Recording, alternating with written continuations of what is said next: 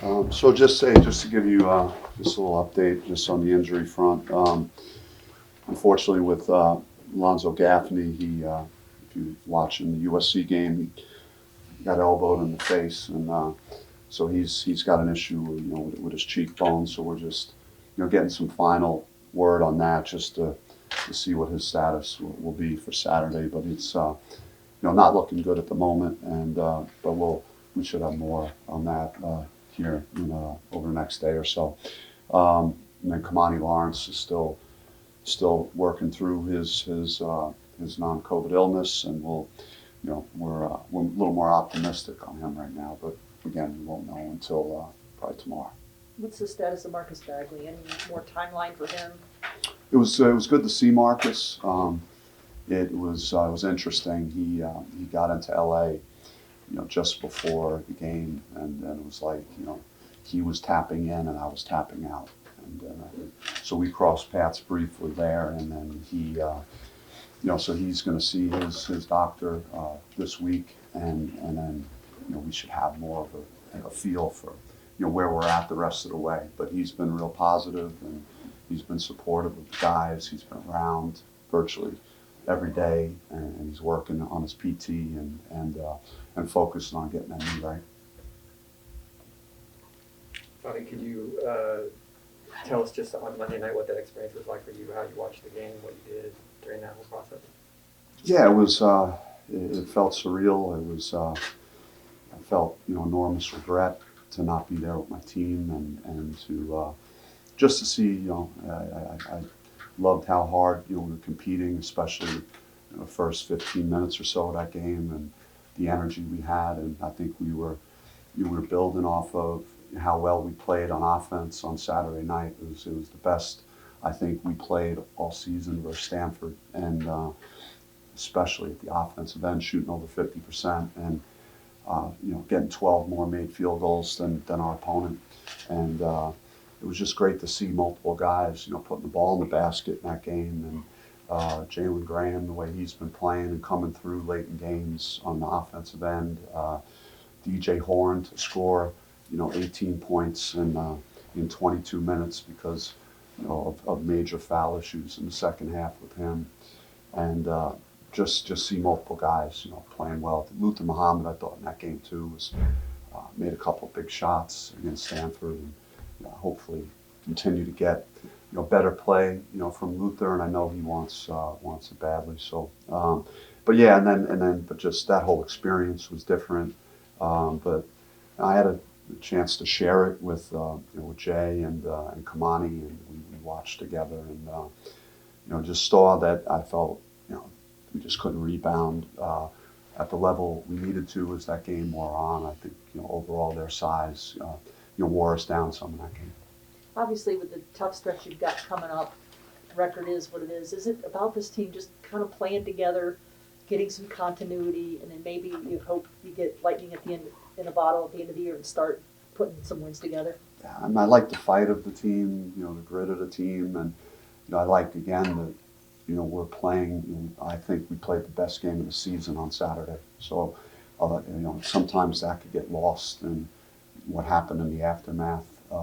But to see our team play and perform that way on offense is, I think, a positive sign for the health and the condition of the program in terms of competing. And things break a little bit differently in the Stanford game, and then you feel better about your record as well. So it was a game that it was a tough game to lose for sure, and particularly like you touched on with our schedule and the teams that are not only on Monday with USC, but the teams that we have in front of us now.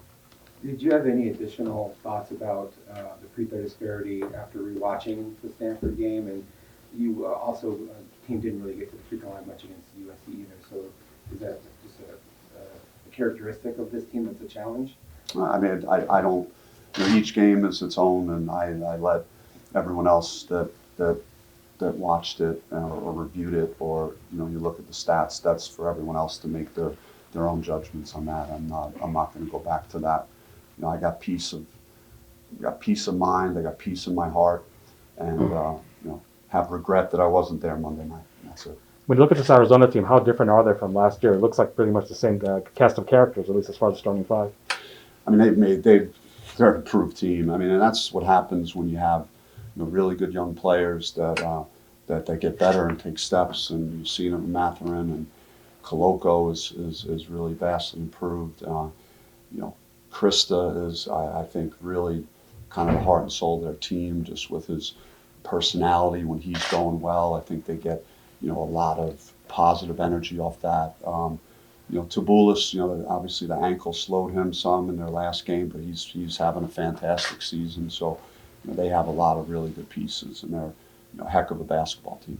They're a good rebounding team too, and that's kind of been an issue with you guys the last couple of years. Kind of, what do you tell your guys, and what do you work on to kind of try and make up for that? Look, I mean, UCLA is really good too, and they guarded them very well. They tempoed the game well, and they got it in a half-court offense, but still, Arizona had 20 offensive rebounds versus a really good UCLA team. So, I mean, there's a lot of different ways they could hurt you.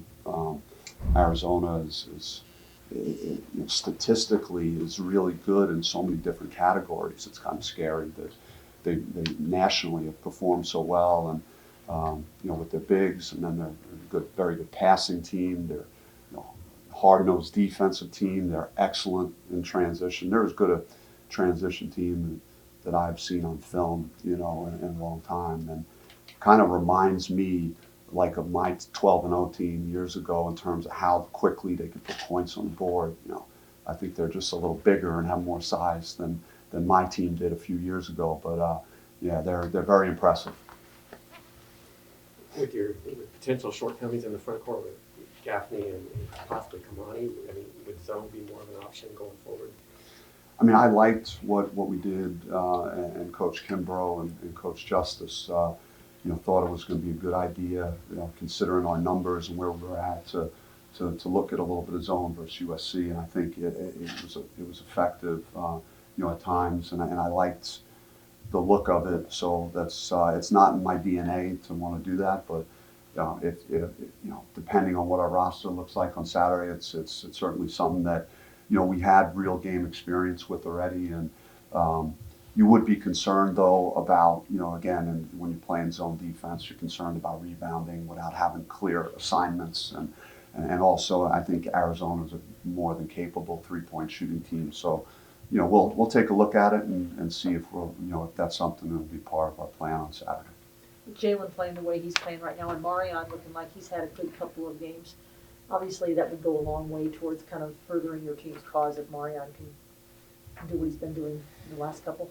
Yeah, it's I mean, our offense, we needed an injection of life, and we got it in the Stanford game, and he was a guy that made some plays there. Jay did, Jay Heath as well, and Graham. So we had a number of guys play well at that end of the floor, good balance, and hopefully we can build on that, because I kind of view the USC game as a throwout game in terms of learning a lot from our performance, other than that we scrapped and battled in the early stages of the game, and probably like kind of the guys just rallying, like, hey, it's us against the world, and we got guys out, and we gotta step up, all of us. So that they showed up and they gave what they could, but there's not a whole lot to learn beyond that.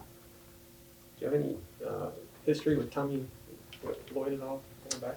Just normal meeting in the circles of recruiting, or I think we used Gonzaga's facility 2 years ago and got to talk briefly with Tommy. Yeah, he's doing an outstanding job. He's got them playing a fun style, and they're an entertaining team, and he lets his guys, it appears, express themselves out there, and I think he's got a good way of handling his program. He's done an outstanding job.